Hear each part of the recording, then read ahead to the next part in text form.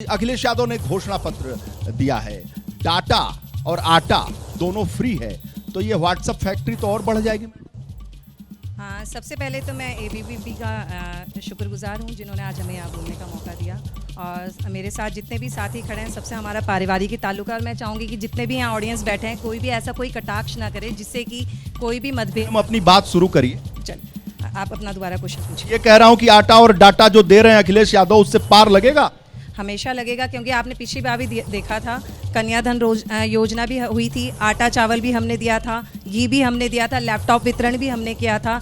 और जितनी भी आपने देखा होगा एजुकेशन सेक्टर में उस टाइम सबसे ज़्यादा भर्तियां भी हुई थी, अगर जॉब्स निकली थी, कभी कोई पेपर लीक। सब कुछ दे दिया तो फिर बेड़ा पार क्यों नहीं लगा? 14 हारे, 17 हारे, 22 हारे, 19 हारे, सब तो हार ही गए। 2014 में धर्म जीत गया, विकास नहीं जीत पाया। विकास जी तो भैया बताइए, आप लोग धर्म जिता देते हैं, ये बताइए जो फ्री का आटा और डाटा है पार लगा देगा इस बार समाजवादी पार्टी? बड़ा हास्यास्पद दावा लगता है।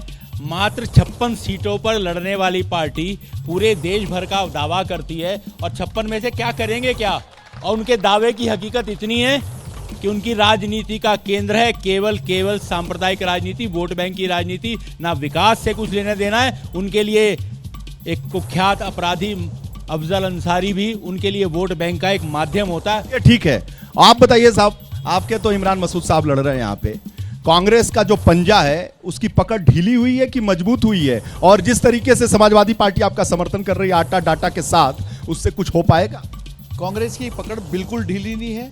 कांग्रेस बड़ी मजबूती के साथ चुनाव लड़ रही है। और मैं ये बता देना चाहता हूँ इस मंच से कि सहारनपुर का अगर हम बात करें तो बहुत बड़े अंतर से हम सहारनपुर में जीत रहे हैं। बहुत बड़े अंतर से जीत रहे हैं। चलिए बसपा वाले साहब से पूछ लेते, क्योंकि 19 में तो ये जीत गए थे समाजवादी पार्टी के साइकिल के सहयोग से। सर सबसे पहले तो मैं आप लोगों का आभारी हूँ कि आभार नहीं, अपनी बात मौका दिया। मैं अपनी तरफ से, आपकी टीम की तरफ से सभी देशवासियों को ईद की शुभकामनाएं देना चाहता हूँ।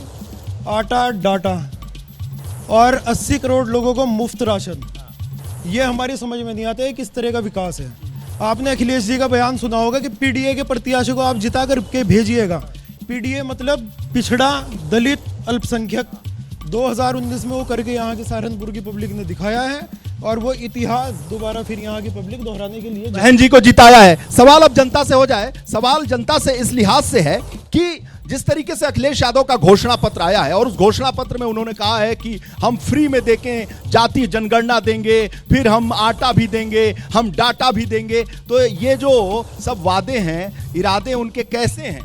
इस शेर से मैं अपनी बात को रखना चाहता हूं कि दिलों में बुग़्ज़, भाजपा वालों को कह रहा हूं मैं, कि दिलों में बुग़्ज़, अदावत की आग सीनों में, ये सांप हमने ही पाले थे आस्तीनों में। और हमारे मुल्क में जमहूरियत की मत पूछो, जैसे गिरी हो तवाइफ तमाशबीनों में। इन लोगों ने, भारतीय जनता पार्टी के लोगों ने, जब छात्रों ने इनसे पेपर मांगे तो इन्होंने लीक करने का काम कर दिया। युवाओं ने इनसे नौकरियां मांगी तो इन्होंने युवाओं को डंडे देने का काम किया। हर 5 घंटे बाद हिंदुस्तान के अंदर महिलाओं का शोषण हो रहा है। किस प्रकार से मोदी जी को 2024 के अंदर दोबारा से प्रधानमंत्री बनाने का काम कर दे। और अब मैं आपको बताना चाहता हूं, ये जो सहारनपुर है ये गन्ना बेल्ट है। और अब के इन लोगों को ठाकुर हो, गुज्जर हो, सैनी हो, ये भारतीय जनता पार्टी के लोग इतनी बुरी हालत से ये हारने जा रहे हैं। मोदी जी इतनी जोर की जाएंगे। चलिए, आपने तो पूरा भाषण ही दे दिया भाई साहब। बताओ, ये तो ललकार के कह रहे हैं शेरो शायरी के तहत कि भैया हमारा जो मामला है साइकिल वाला चल जाएगा, कांग्रेस का पंजा भी चल जाएगा, कमल जो है खिल नहीं पाएगा। मैं बताना चाहता हूँ साइकिल की तो कोई औकात ही नहीं है।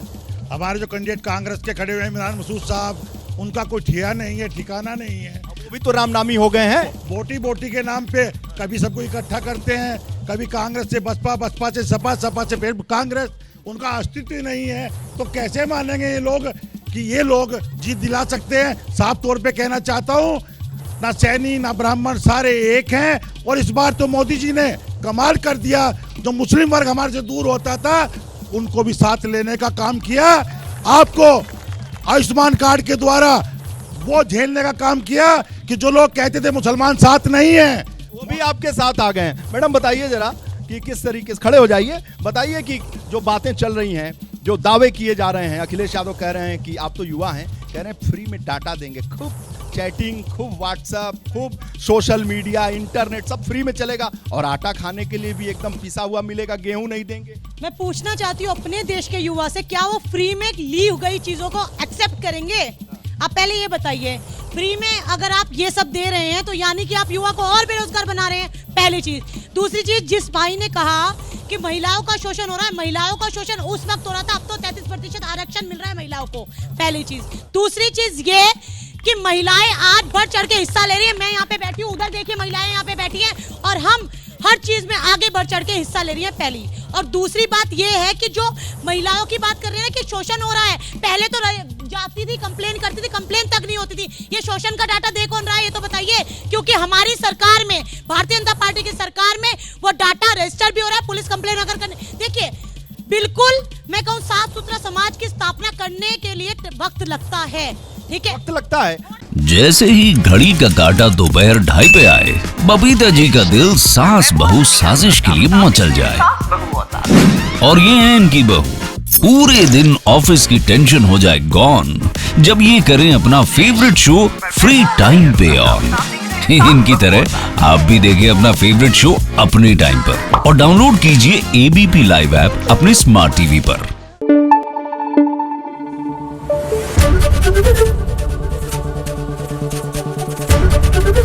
एबीपी न्यूज आपको रखे आगे।